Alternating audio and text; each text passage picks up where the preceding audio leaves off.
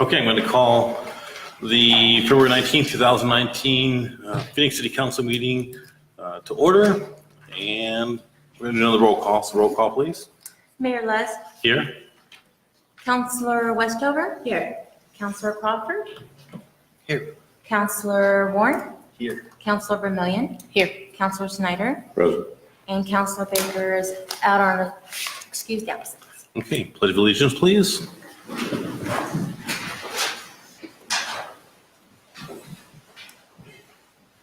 Pledge allegiance to the flag of the United States of America, to the republic which stands one nation under God, indivisible, with liberty and justice for all.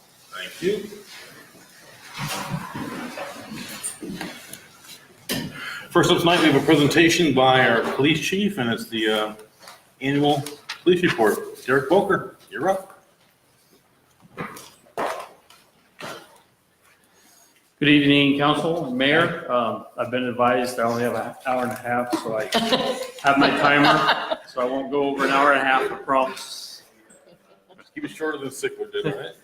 All right, I can do that. So in your packets, you should have the annual police report for 2018. We're going to skip to page 6. 1 through 5 is more informational stuff. On page 6, you'll see our calls for service for the year are up, I would consider fairly dramatically from the last 2 years.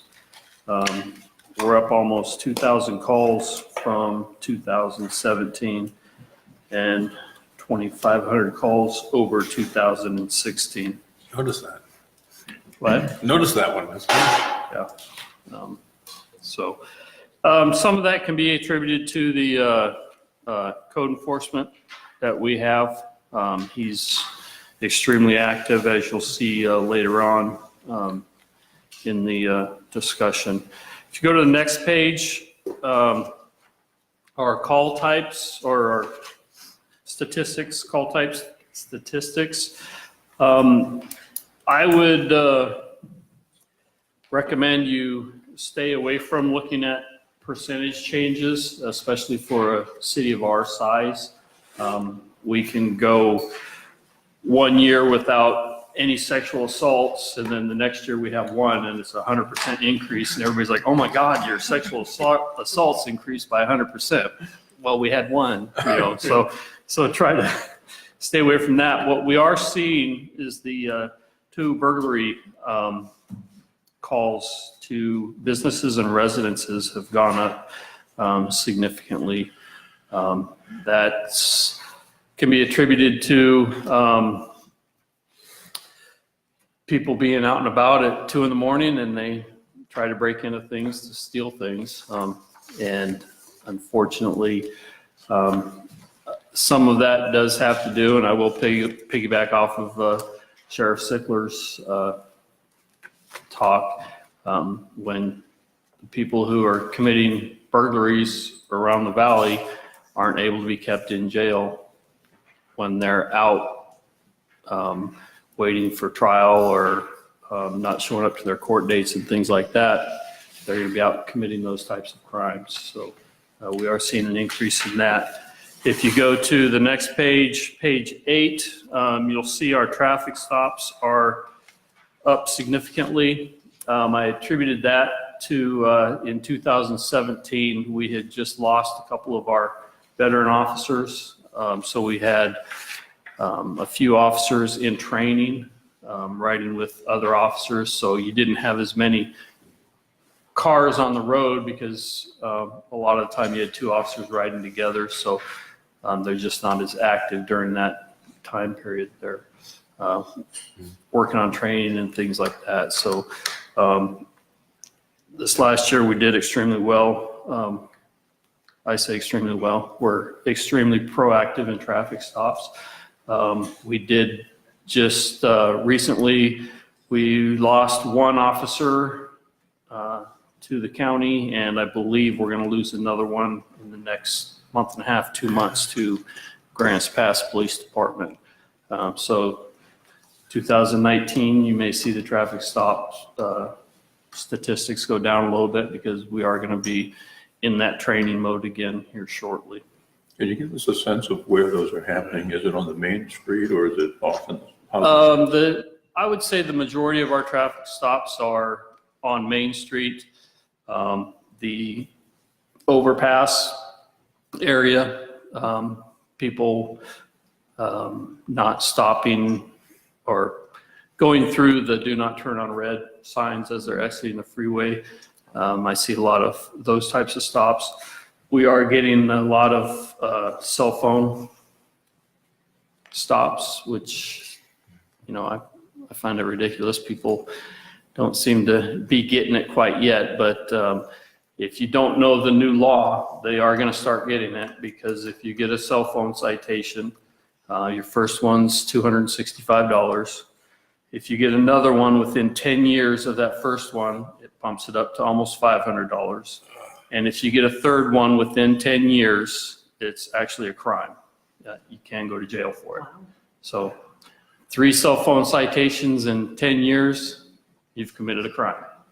There's no jail capacity, so I don't have to worry about it. So get a Bluetooth. If you have an older car that doesn't have Bluetooth, it is much cheaper to have. You can get one professionally installed for cheaper than that first citation. So it's well worth it. Yeah, that right-hand turn coming off, I've had to train myself to stop. I It's, have that feeling I couldn't. I know it's difficult, but Driving under the influence is way up. Why do you think that is? well, a lot of that can be attributed to more officers on the road. When you have more officers actively patrolling an area, you're going to catch those types of crimes. DUI statistics, you know, people have asked me in the past, well, how do you drop your DUI statistics? Well, you know, it's really not up to us. But actually, I could make it so that we don't have any DUIs in Phoenix. I could. I just tell my guys, don't pull over any cars that you think are DUI. I mean, if you want to drop your DUI statistics, that's how you do it. But I'd much rather have my guys out there being active.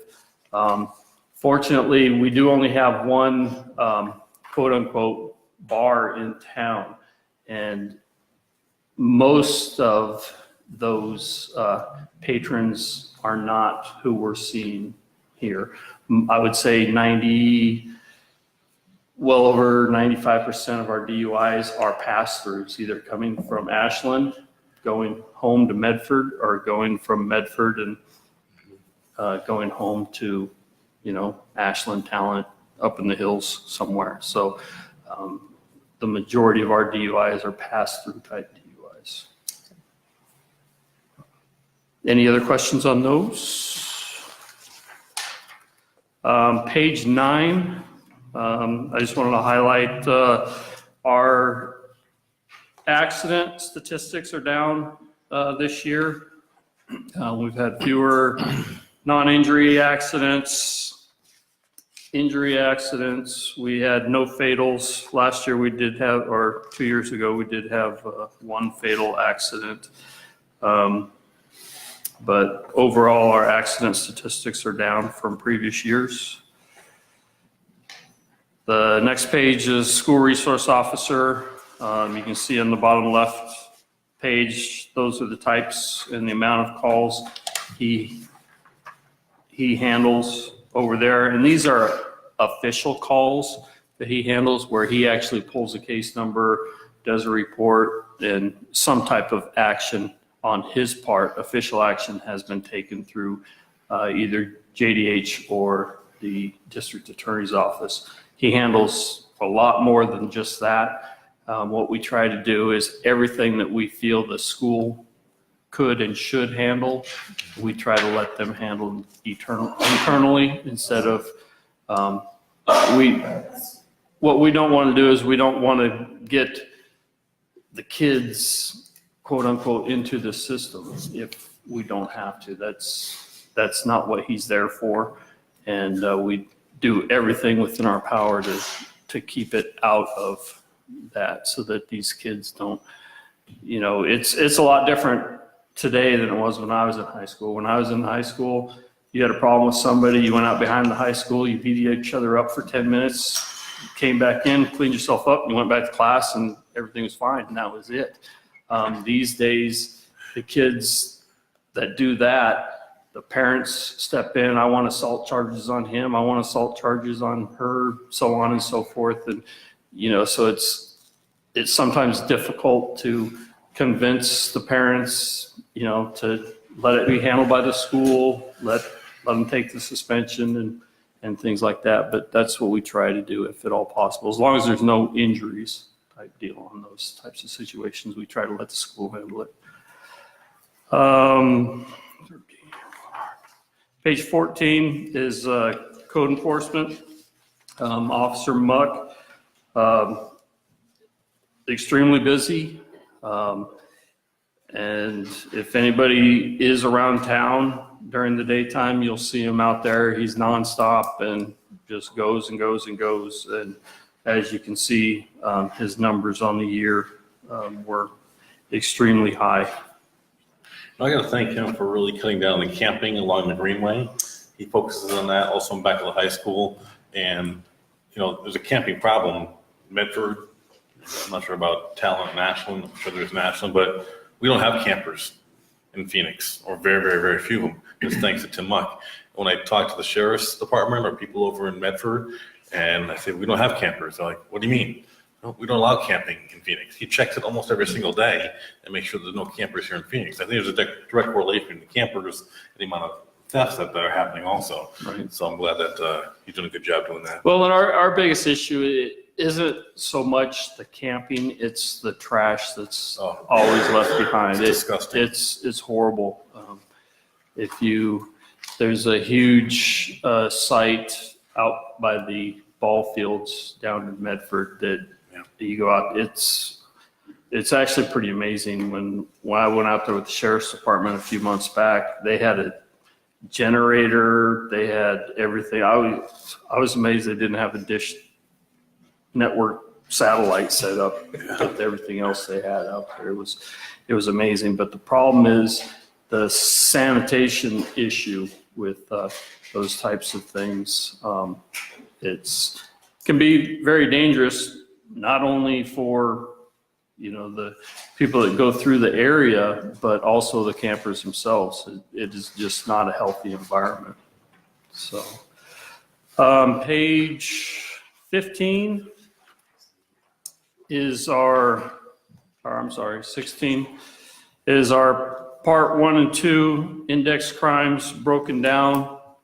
Part 1, as you can see, if you read what they are the higher level crimes. Part 2 are getting lower levels. Our part 1 crimes are down from 2018 or 2017, and our part 2 crimes are slightly higher than 2017.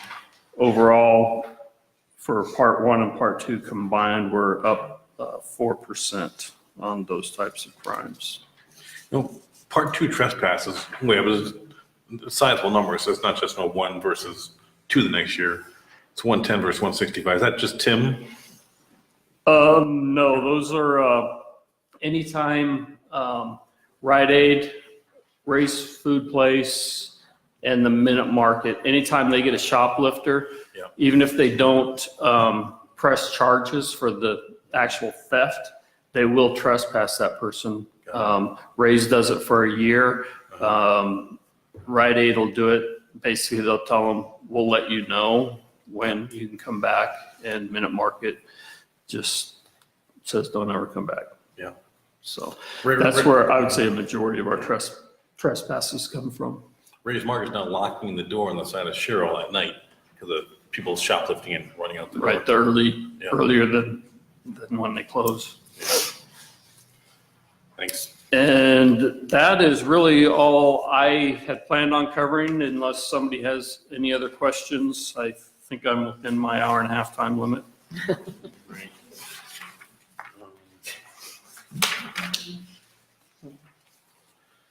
Just the one regarding deaths on Yes. page 8. I mean, it says, you know, that there's a minus 47.3% of the deaths, but it should be plus.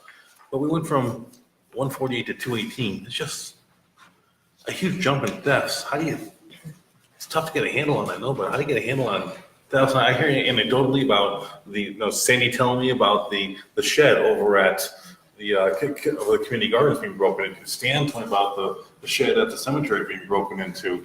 People that live across from La Tapatia, all their little garage, they have storage that they get broken into. Guy's car gets stolen, that they had to get another car, a rental car, and they drill a hole in the Gas tanks. the gas tank is still a gas. I mean, they got nailed 3 times. It's just, I don't think it's out of control, but it seems to be growing in our city. How do you control it? And that's one of the biggest complaints I've heard when I walk around and talk to people. Right. I mean, Lights. it is difficult to control those types of things. Getting the officers to be a little more proactive and contacting people at night.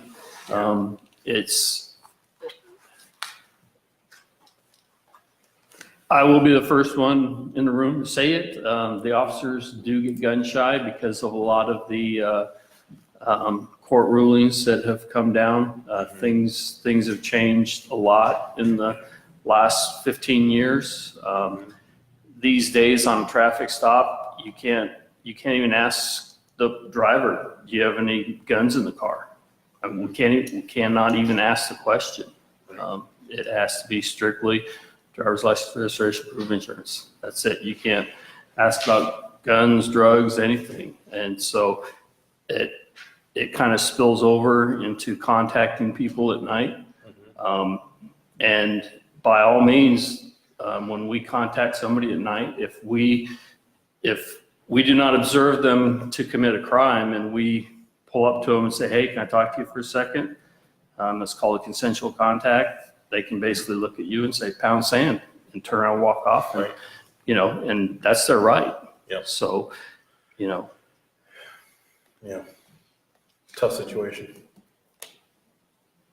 Thanks for joining. My question is more about your police station. okay. How big of a role does that facility play in us losing officers, in your opinion? When an officer leaves, we do an exit interview with them. The last officer that left went to the sheriff's department. That was definitely something he brought up. He stated, I'd like to be somewhere where, the facility meets the needs of the department, things like that. The current officer who's looking to go to Grants Pass mentioned that, when he was hired 2 years ago, that, he was told that, hey, someday soon, hopefully we'll get this thing going. And he did mention, I don't see it in sight. And so, it definitely is something that the guys look at. I mean, even though the facility itself doesn't play a main role in what you do day to day when you're in your car out driving around and those types of things, it definitely, when you have to come in there and you have to, do your work in the office, things like that, or when you have to interview somebody, but you can't bring them back to the police department because you don't have any interview rooms. So you have to say, hey, drive me down to Talent, or if somebody calls in and says, hey, I need to report something, I need to report a sexual assault. Sexual assaults have to be audio and video recorded. And then we say, well, they say, I'll be at the PD in 5 minutes. And you say, well, can you meet me at Medford Police Department or Jackson County Sheriff's Department, because we don't have the recording equipment available.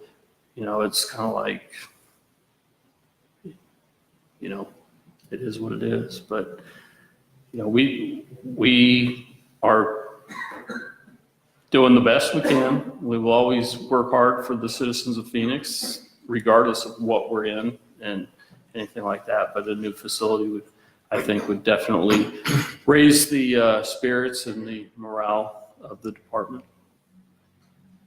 Can I ask a follow-up question there? Yeah. Besides the things you listed, is there a limiting factor with your facility? I mean, if you had a different and better facility, would you be able to staff more than you are now? Like, could you have more officers on the street at night so they felt more comfortable? As far as paid staff members, I do not believe that I don't believe the city's in a position financially to put more officers on the street at this time. The tax base just won't support that right now.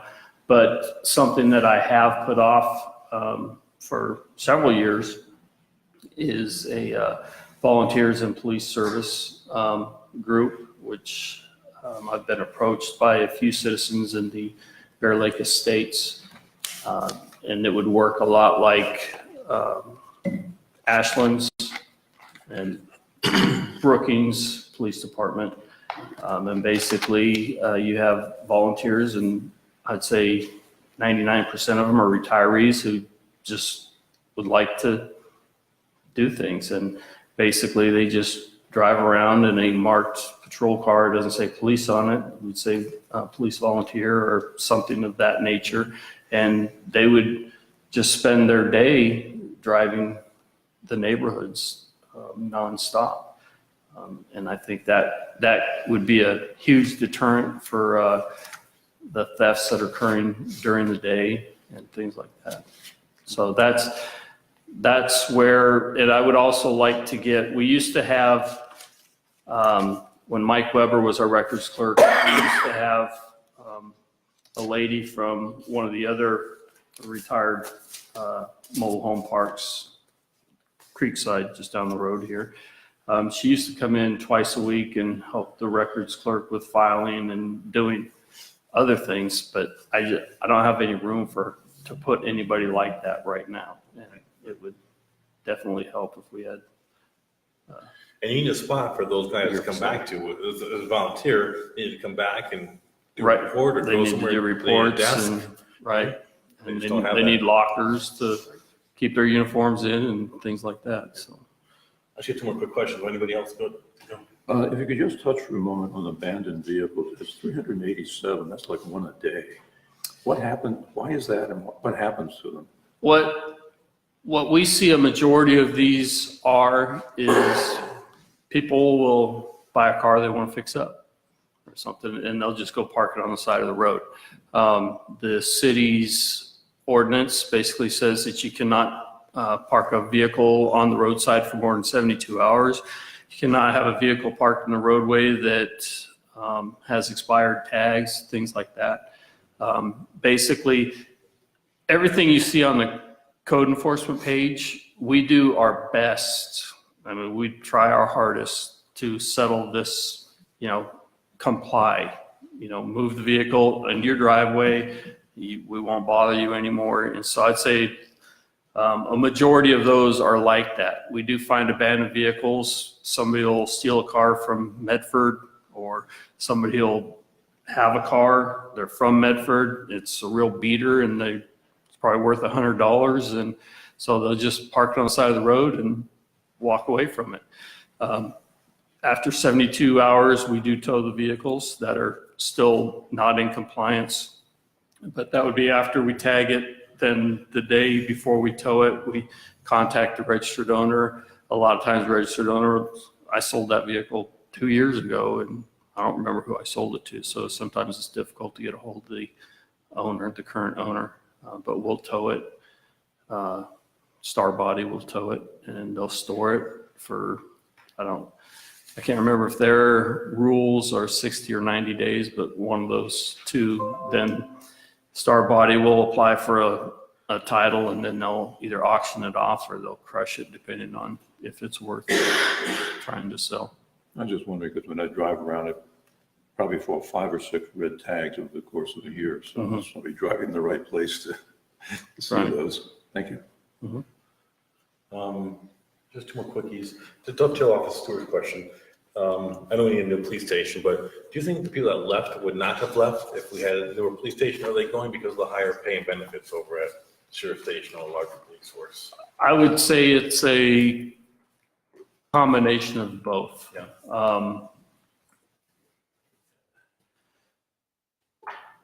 Well, I know our benefits are better than the sheriff's department's. When you talk about just the benefit package, pay is well behind, but that's expected. You work in a small town, you're not going to be paid as much. They probably get paid. I think it's about 50% more is what it Oh, that's huge. actually comes down to. But if you look at a deputy's call volume compared to one of our officers, as far as calls for service goes, they're probably doing 300% more in call volumes. I mean, they're daily call to call to call to call to call. And they have absolutely no time whatsoever to be proactive or to, pull over and talk to somebody or drive through a neighborhood and they see somebody out working in the yard. Deputies don't have time to stop and say hi and chat for a little bit and things like that, whereas we do have that. But as far, I would say, would they have stayed? It's hard to say. I would venture to say no, with the last one and the one we're losing, probably losing to Grants Pass. The last one we lost, he actually lived out in Shady Cove, and that's a long drive. Sure is. Especially if you ever drive by the PD during the daytime and you see those big old pickup trucks sitting in there that these guys drive, so they're getting like 2 miles to the gallon. And if you're driving from Shady Cove to Phoenix every day, you're probably spending more on gas than you're taking home. So I think with the sheriff's department, he now has a take-home car that, so they're paying for his gas to go home and come to work and things like that. So I think he definitely would have went. The gentleman that I think we're about to lose, he's from the Grants Pass area. He grew up over there, and he actually just moved over there prior to. He knew he was going to test with them, but prior to getting his conditional offer, he had already moved over there. So I think he would have eventually went to Grants Pass anyway. But the two before that, which would be Richmond and Lewis, I honestly believe Lewis probably would have stayed. Yeah. He's been here a long time. He grew up in Phoenix, went to school in Phoenix. He probably would have stayed. Richmond probably would have left. Yeah. Last question before we do a proclamation. A couple years ago, Bear Lake Estates purchased 2 bikes for us. And I don't think we've used them that much, but I think at some point we're going to start using the police bikes on the Greenway. But the number one complaint in the Parks Master List, if you go through and read it in great detail, was was being scared of being on the Greenway. Mm-hmm. But do you think at some point we start using it? We definitely tried to use them as much as possible last summer. The problem that it came down to was, a lot of it was the smoke in the valley. Sure. Last year, I didn't want the guys out there riding the bikes in the smoke. The second thing is we want to have 2 officers riding together when they're on the bikes. We only, with our manpower as far as full-time officers, we need to have somebody in a car at all times. So we kind of pushed it down to having the reserves do it quite often. Yeah. But trying to get them, we have 3 reserves right now, trying to get them meshed up to be able to come out at the same time in order to do that.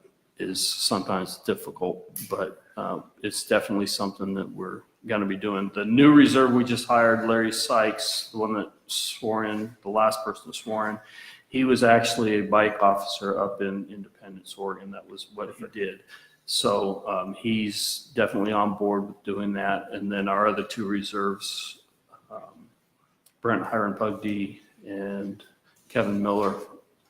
Kevin rode the bike a bit last year. He was in the parade on the bike with Officer DeKruger. So Put a uniform in Evan and have him get out there.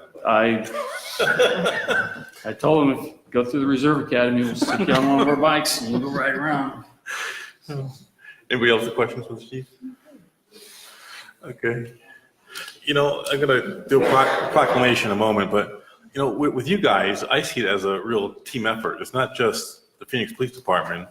It's the Sheriff's Department helping us out, talent, highway patrols here sometimes, Medford PD. And I know when you guys step out at night, wives, friends, family, they think about, you know, what could possibly happen. Like the guy down in, was it Newman, California?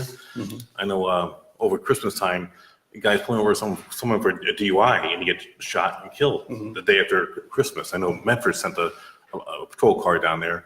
So I really feel for you guys and I respect you and I appreciate what you do and appreciate what the guys do. And with that said, I want to present a proclamation to you of thanks to you and all your guys. And before I do that, do anyone else want to say anything about the police department and their guys?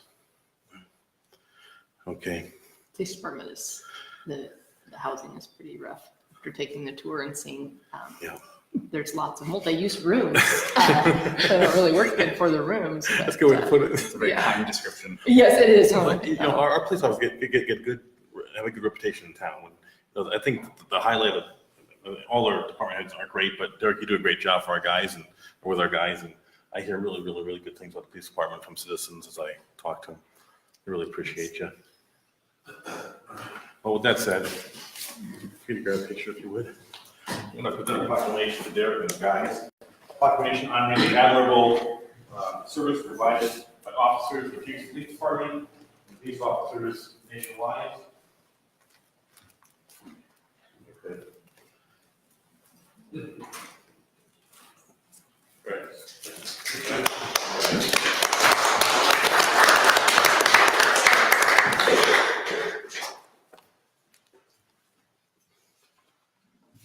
Right.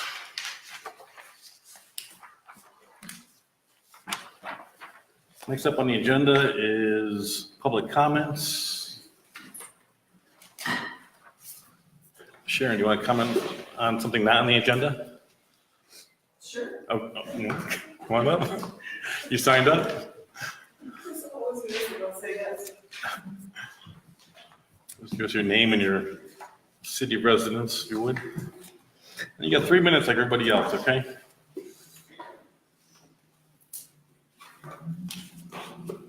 I'm Sharon Schmidt. I reside at 4601 South Pacific, and I'm here to greet you tonight and express my dismay at the interaction that went on at the last meeting. I thought that the dialogue was useless. Rihanna basically came in and said that there was public spraying, or there was chemical spraying in public areas prior to public functions, and Chris said there wasn't. The City Council seems to be recommending a termination of the investigative activities of the Parks and Greenway right after those records were requested. And frankly, it makes the city look bad. It makes it look like the city is hiding something and that editing the powers of the P&G is retributive. So what I'd like to ask is for the City Council to put this on the agenda, to open those records, along with Ray, who is intimately involved in this, and that was the objection last time. Open the records and discuss them with the public and dispel this ridiculous impression. That's item 1. I'm going to go on to item 2. B-City USA received the information today that Teresa Cyphers believes that she's no longer to be attached to BCU. Teresa told me that via an email and said she appreciated working with us. I've had 5 emails with Aaron today, who I'm sure is decidedly tired of hearing about this. But we're kind of in limbo now because Teresa believes that she's not to have any further interaction with the BCU, and she's our staff. And contractually, BCU has a staff assigned by the city. So we're kind of clueless as to what to do next. There's only 3 people, and all of them are in this room, that could have given her that impression. So I would like for y'all to iron this out, because we need to know what to do next. My third item is the BCU would like to have educational speakers. We would like to pay these educational speakers so that they will come and educate. You don't work for free, they don't either. Currently, we have no mechanism to receive money for education events. I'm asking the community council to create a mechanism so that we can bring in and pay educators with specialized knowledge that we don't have. And frankly, you don't have it either. Okay, so I think that's it. Other than, at this point, I'm kind of clueless as to whether the BCU, the B-City USA, will continue to exist, since Parks and Greenway seems to be being changed or edited or something. And that's all I have to say. Thank you. Aaron, I just- comment on that? Yeah, I just want to say that what Sharon is talking about is all part of the discussion that we want to have relative to Parks and Greenway, Parks and Recreation, developing programs, all of that. There seems to be a considerable amount of miscommunication or assumption that's been going on. The Parks and Recreation or Parks and Greenway ordinance is scheduled to come before the council in March. What we want to do is try and clean that up. I've spoken to several of the counselors already about that. So, it's not like there's anything that's being hidden. One of the things that Sharon has suggested that I thought was a great idea was having a program relative to B-City. Current ordinance doesn't provide for anything like that. So going forward, we're hoping to clean that up and depending on council direction, hopefully be able to provide programs, just like we were speaking to in the study session at the beginning. So I just wanted to kind of make that comment. So hopefully it's a little more clear. We don't want anything to necessarily go away. We want to enhance things. That ordinance will come before the council within the next couple of meetings. And there's no talk of eliminating B-City USA as far as I'm concerned. Never heard that ever spoken of. Just let Sharon know. Okay. Anything else? Thank you. Okay. And Sandy.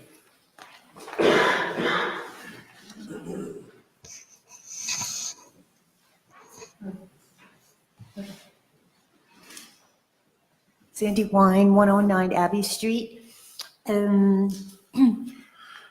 Last meeting of the council, there was a spirited discussion about changing the mayor's newsletter to a community-driven newsletter, input by its Phoenix citizens.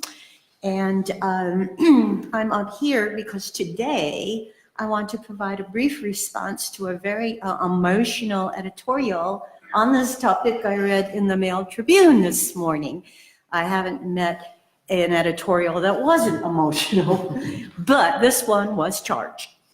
And this may be a no-brainer, but it seems like if it is going to be a citizen-driven newsletter, if that's your decision, then you need a review process prior to publication that is totally impartial, since a citizen or citizen group might want to use this publication as a forum to promote a personal agenda.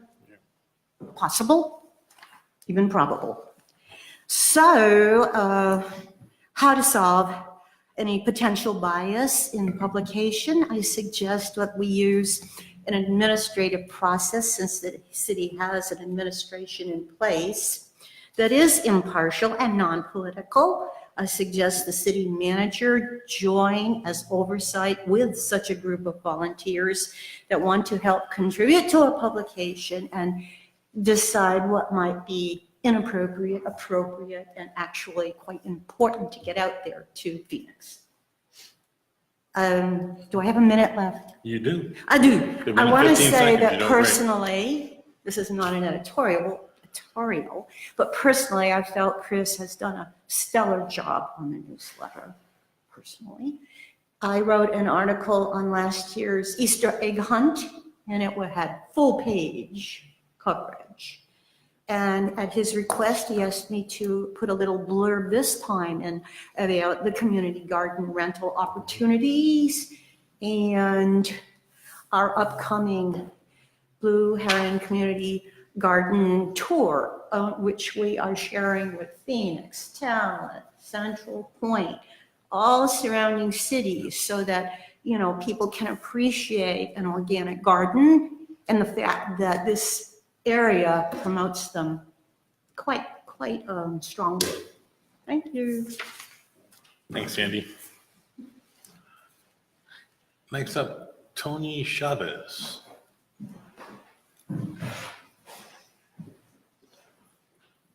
Got 3 minutes, Tony. Got 3 minutes.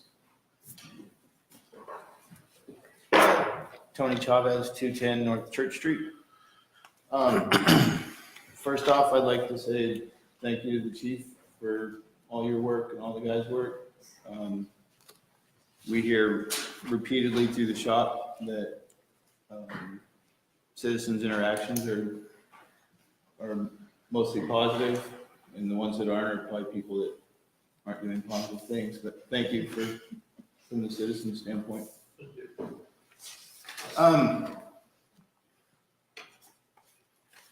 I just wanted to come up and something that we've heard and have talked about with my wife and I is now that the Plaza Center's up and running,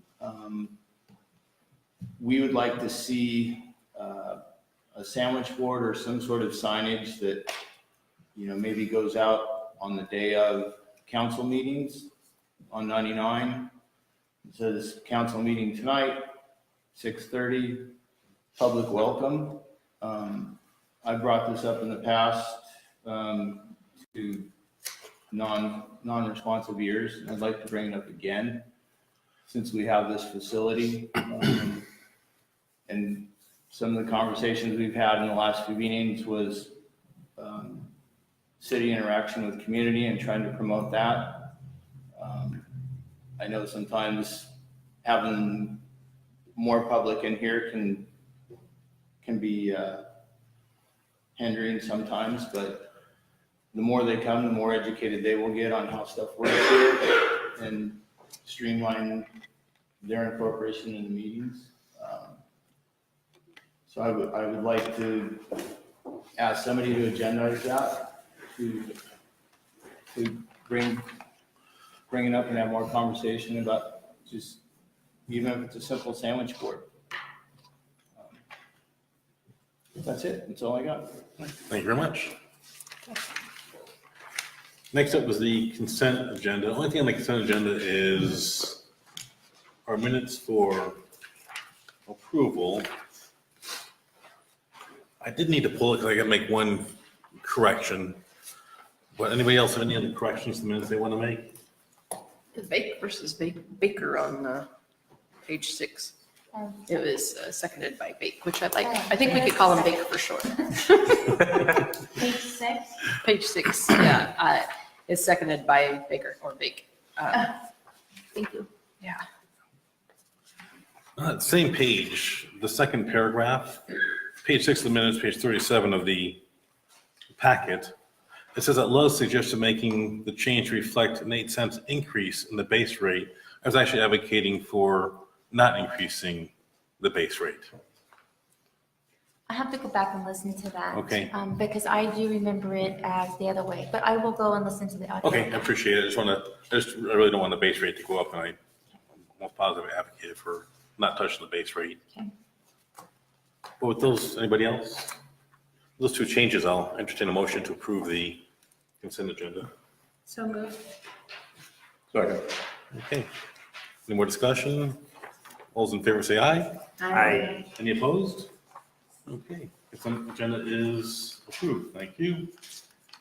Next up is an ordinance, the first reading by title only of ordinance number 1000, an ordinance of the city of Phoenix adopting amendments to the transportation system plan and chapter 3.5 of the land development code. Second reading and public hearing will be on March 4th, 2019. Mr. City Manager, you want to speak to it or have staff come up? Well, I don't know if we need staff to come up now or during the public hearing. We could do it either way, because it's just a first reading by title only. Yep.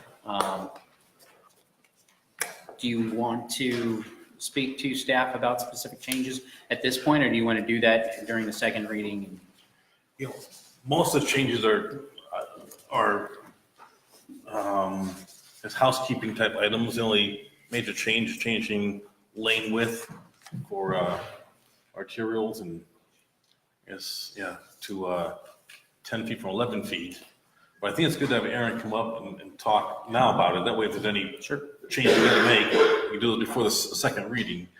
But I don't think there's a lot to talk about, but it's always good to, I think, have staff talk about it at first reading.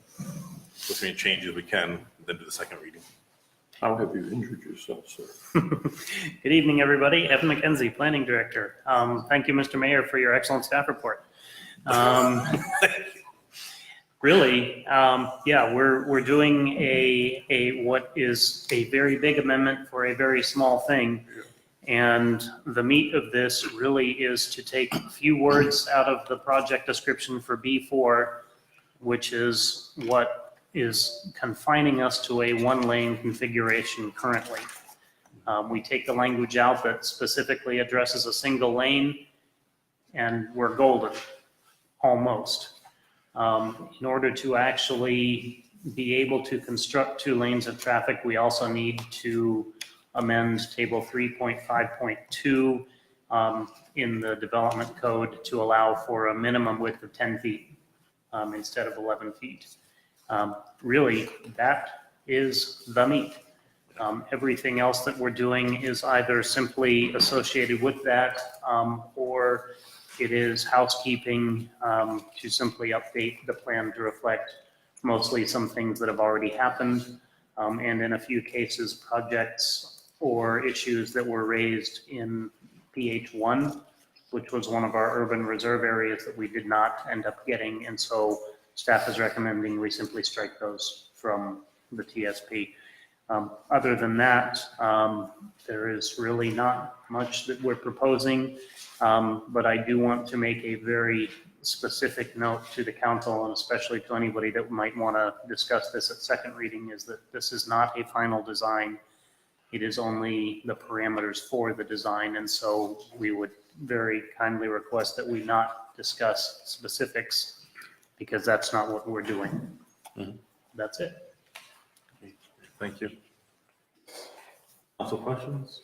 Jim? On page 199, on the very top right, the font is in red asking a question. Was that meant to be in there? That may be, let me get there. Sorry, it takes me a little longer than normal. Yeah, sorry to make you do that. Okay. So, well, there was a note about the railroad in the original document. And this was something, that's probably something that we should simply take out because we didn't really have time and it was outside of the scope of what we're doing. So the language in bold was added simply to reflect what that rail does. That language in red, yes, that should go away. That was something that we had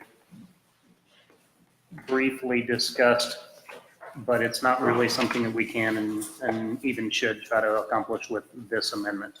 Yeah, it looked like a note to yourself. It was still in the document. So that'll go. Okay, thank you. Anything else, Councilor Snyder? At the moment, I'll check my notes. Okay. That's fine. Stuart? How common is a 10-foot travel lane for arterials? Actually, increasingly common. It has been recognized by people in multiple fields that wider travel lanes tend to encourage higher speeds, which on an interstate, great. When you're trying to balance many competing interests and issues in an urban area, not so great. And 10-foot travel lanes are wide enough for all but the worst case scenario vehicles, which is not really our design vehicle anyway. Especially at 25 to 35 miles an hour. Anybody else? Angie, Sarah, you guys all right? Okay, Bob will, thank you very much. See you in 2 weeks. That's easy, yeah, of course. Next meeting. So I'll entertain a motion to approve the first reading.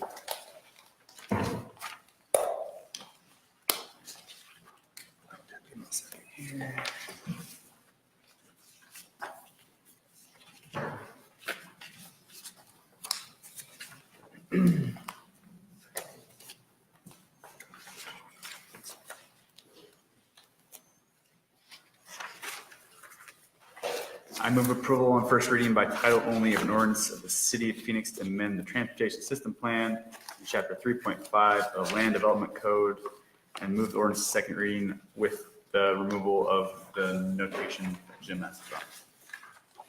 Second. Any more discussion? Okay, roll call, please. Counselor Warren, Yes. Counselor Snyder, Yes. Counselor Crawford, Yes. Counselor Westover, Yes. Counselor Vermillion. Yes. Thank you. Thank you very much. It's only 7:25, we're up to staff reports, that's great. City Attorney? Okay. City Manager? I hope this comes across all right. We've had some late meetings, and I just want to ask that both the council and the audience recognize that staff has had a long day. It's during some of these long meetings, and some of the conversations that last in the council chambers don't allow staff to go home. We've got to be here. We've got to be the last ones to lock the doors. So again, if some of those conversations could be carried on outside, and just please be respectful of staff's time. So. What Aaron's saying is after the meeting, exit the door so they can go home. Just let Kimberlyn go home at a reasonable hour. It's so cold. And that's all I have. It's cold. Okay, great, thank you. Now we're down to mayor and council comments. Robert, you have anything? You okay? Jim? Just a couple of things.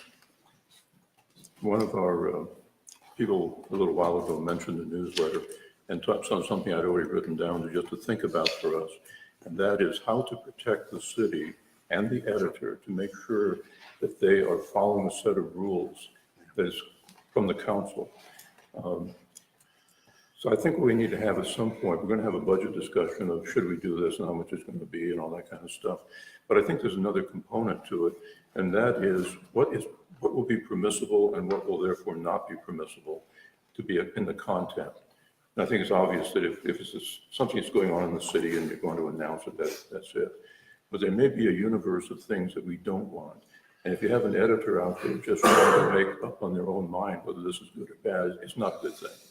So I think we need to figure out as a committee what we actually want the content to be and therefore what is not.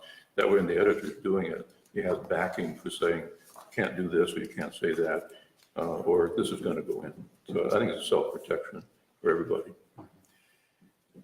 The other thing I thought about for a while that I haven't brought up because we've always had long meetings is it occurred to me a couple of meetings, 3 or 4 meetings ago maybe, that one of the things we as a council don't have is a schedule of things that apply to our decision-making that come up on a routine basis.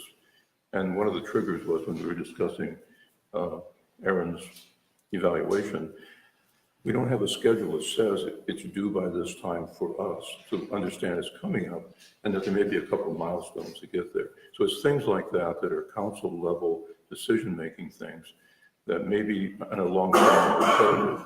So I'm just throwing out that if anybody else feels that there should be a schedule of some sort, would that be useful to you so that you can anticipate what's coming up and not be reactive, proactive? So just an idea. And there should be, we do have the Excel spreadsheet, which we used in previous councils, and it's still out there. And there are like deadlines and timelines on there. We can, I've talked to Aaron about that before, just put it to greater use. We're going to talk for a while about, some short-term objective, and that can play well in that. Yeah, it doesn't have to be every fine detail, but I mean the major events that we need to know about. That we're not To make guessing. sure we're cognizant of them. Okay, that's all. Stuart? All right, so put my Parks Agreement hat on here. I'd like to request that the city council have the use of pesticides and herbicides added to our agenda at some point, please. And I'd also like to encourage city council members, and the mayor included, to refrain from bringing additional materials to the council meetings that are not included in the packet. I know that I've been guilty of this myself, but I think it's a best practice for us to try to include that materials into the packet. So that means getting it to Kimberlyn well before the Monday deadline, the week before? Yeah, so the packet week, we do like to have everything to us by Tuesday to review in case I can get it out on Wednesday. So that way the public can see what we're making decisions based on, and also that we can have time to read that stuff. So when we come to these meetings, we have an idea of what's going on instead of being presented something and like, oh, I have no idea what's going on. I think that's just the best practices sort of thing. And my last thing is, this is what I talked about in the last meeting that I wanted to read, but since we ran out of time, I'm gonna dive into this. So I'd like that the council rules and procedures be added to the agenda so that we can have a good conversation about them. In our previous city council meeting, Mayor Luz stated that he had been representing Phoenix in an official capacity without the consent of council. I'm very disappointed that the most senior member of this council and the mayor knowingly ignores the city of Phoenix's adopted municipal codes. This is not the first time that Mayor Luz has disregarded this body's power. During the last election, staff had to continually remind Mr. Luz that he had to abide by the city's sign ordinances. Mayor Luz has also unilaterally offered that the city pay for the removal of someone's private property that he deemed an eyesore without even consulting council. Worst of all, the mayor continues to interfere with the city's staff ability to do their jobs properly, which I believe has created a hostile work environment. The city manager has advised him to stop. Our legal counsel has advised him that his actions were inappropriate and could put the city in danger of litigation. And he continues even after this very council had to take the time out of a normal day to attend an executive session to hear how a staff member was ready to sue the city for his actions. Mr. Luz, this is your last warning before I use the power of this council to sanction your actions. You may not act without the consent of council to offer city resources, direct staff, or represent the city. Thank you for your input, Stuart. I don't agree with everything you said, but thank you for what you said. Angie? Phoenix Chamber of Commerce had a meeting last week that we got to. They are regrouping after a rough patch, and I think they're doing great. They have a new website that's maybe almost up and going, but it looks pretty good. And they're interested in working with the Civic Center. Excited about it. Any more people on board? They've added a few. I think they added 6 new businesses after the last meeting. Very good. And plans to do much more. Great. Let's go over. Okay, thanks. So I just wanted to give a report about the MPO. So the meeting isn't today. It wasn't today. It's next week. There were a few amendments to the IGA, so the intergovernmental agreement. I'm going to try to break down all the acronyms for everybody because we get really acronymy. So last time we talked, or 2 times ago, we talked kind of at length about alternative measure 7 funding and where that would be going. And we agreed to adopt the intergovernmental agreement between the MPO and RVTD that was recommended by the subcommittee to the MPO. We did want to introduce a caveat that if RVTD were to get have a substantial change in funding, that the IGA would be reevaluated. So that's actually, the subcommittee came back and made a few amendments to the IGA, and that was one of them. So we no longer have to make that motion at the next meeting. I just wanted to make sure folks were aware that that's in the most current version of the IGA, which was sent out by Carl Weisenbach on January 31st. So that's in there. We don't need to do it. I can send it out if you would like. Well, I read it also. It's not the exact same language that we're proposing, so I still like the council's recommendation to go over to Carl into the MPO. It's slightly different than what was proposed, but it's close. So can I read it? I have it in front of me. Sure. Okay, so the amendment that they are offering is, it says, should there be a significant change to RVTD's funding that constitutes a major increase or decrease in services, projects, or programs. That's under a heading. So it says, if either of the above mentioned occurs, then both parties shall immediately revisit the existing funding agreement. So based on my understanding, that is that not in line with what the council recommended? I mean, I see. Is it funding versus services? Oh, is that what? Exactly. Services is? Yep. So I'm sorry, so should there be a significant change to RVTD's funding that constitutes a major increase or decrease in services, projects, or programs? The services, projects, or programs is not specifically funding. You'll notice in the first amendment, it talks about a significant change in funding to the RVMPO, then it would be revisited. It doesn't specifically say that if there's a significant change in funding for the RVTD that can be used for services other than new services, then we should revisit the agreement. So it is slightly different, and we did agree as a council. We can't change it tonight because we didn't agendize it, but it is slightly different. So I still would like to have what we as a council recommended to go to Carl and have you advocate as we suggested for that particular language. It is slightly different than what is currently recommended, but not by much. Okay. It's close. Well, I will relook at that language and we'll bring it up. So the next meeting is on the 26th. I guess I would also just like to make the request that I am the appointed member of this body. So Chris, I know in a few meetings that you like to kind of jump in, and I would just like to request that you let me do my job on the MPO. It's fine if you want to attend and listen, but I feel it kind of makes us look a little bad when you're talking over me, and it feels really awkward for me to be in that space when I feel like you're kind of in the gallery behind me making comments. So let me do my job is, I guess, what I would request of you respectfully. And let's see, any other updates? The other update that I would give is, I know we have presentations all the time. We have one that came that I thought was really interesting from Rogue Disposal a while back. We have one from the sheriff. We have one from the police chief today. I think it would be great to hear from other agencies that we partner with, and one of them, since the discussion has come up around like RVTD funding, I think it would be great to have our partners like at RVTD come in and do a presentation so that folks can ask questions and hear more about the services they provide and how they provide services for Phoenix. So that's another thing that I would just like to recommend that we put on the agenda as a presentation from RVTD. And knowing that, any partner I think is a good person to have come do a presentation, because sometimes we don't always know how we work with all the agencies around us, and that can be really helpful. And I'm trying to think if I was going to say anything else. I'm really looking forward to, again, I want to just say this, and I brought it up before, but I'm really looking forward to doing strategic planning with everyone. So when I first started, I think it was a year into the time I first started on the council, we did like a half-day strategic planning session. And why I thought that was so powerful was because, one, it helped us all to like get to know each other a little better.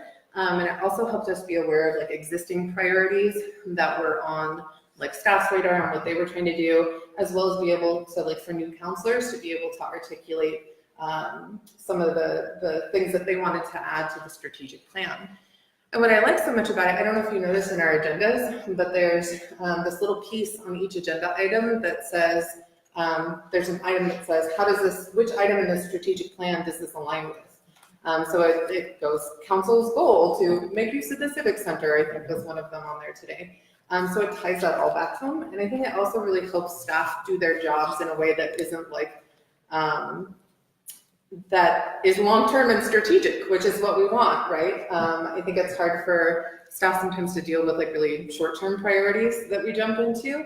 And so I think strategic planning is an important way for everyone to have their voice heard and to make sure that we are setting a long-term vision for our community, because those strategic plans are the best ones. So I'm looking forward to doing that with you all soon, hopefully. Check. Thank you. Well, I did get a postcard, looks like so, from Colleen Padilla of the So Ready Group, thanking us for doing the proclamation, saying that our area is going to be the most business-friendly area on the West Coast. And she sent that out to us. Thank you very much. And I was going to say to Sarah that I'm going to try to be at the meeting, but if not, I'll try to listen to the recording. But I really want to reach on and go there and advocate for Phoenix as we suggested and knock it out of the park for us. Okay. Okay. Thank you very much. Yeah, that's all I have. Anybody else? Anything else besides before we close down this part of it, do the study session? All right. So we're going to adjourn this part of the meeting and move into, anybody need a break? Okay. Yeah. So let's come back. It's about quarter of, okay?